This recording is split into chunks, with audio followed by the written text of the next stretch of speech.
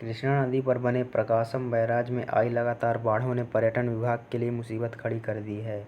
एक बार फिर विभाग का भवानी द्वीप को बंद करना पड़ रहा है और नौका सेवाओं को निलंबित करना पड़ा है, जिससे पर्यटन राजस्व पर गंभीर प्रभाव पड़ा है। About Bhavani island. यह एक नदी द्वीप है जो आंध्र प्रदेश में विजयवाड़ा के पास कृष्णा नदी पर स्थित है। यह लगभग 133 एकड़ क्षेत्र में फैला है और यह भारत के सबसे बड़ी नदी द्वीपों में से एक है। द्वीप में घना वन क्षेत्र, तालाब और लहराते घास के मैदान हैं।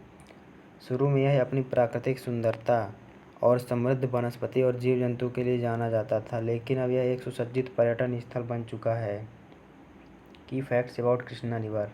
यह एक दक्षिण मध्य भारत यानी कि साउथ सेंट्रल इंडिया की एक प्रमुख नदी है। लगभग 1400 किलोमीटर लंबी, यह भारत की सबसे लंबी नदियों में से एक है। प्रवाह मार्ग इस नदी का। तो नदी का उद्गम पश्चिमी महाराष्ट्र राज्य के महाबलेश्वर नगर के पास स्थित पश्चिमी घाट से होता है, जो अरब सागर से अधिक दूर नहीं है। महाबलेश्वर स्थित कृष्णाबाई मंदिर को कृष्णा नदी का उद्गम माना जाता है। यह नदी महाराष्ट्र, कर्नाटक, तेलंगाना, आंध्र प्रदेश राज्यों से होकर बहती है और आंध्र प्रदेश के हमासालदीवी में बंगाल की खाड़ी में मिल जाती है। कृष्णा नदी का बेसिन लगभग 2,58,948 वर्ग किलोमीटर क्षेत्र में फैला है, जो देश के कुल भौगोलिक क्षेत्र का लगभग 8% है।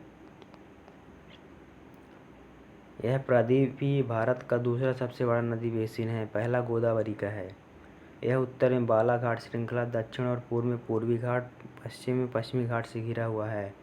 मुख्य सहायक नदियाँ: घाटप्रभा, मालप्रभा, भीमा, तुंगभद्रा, मूसी।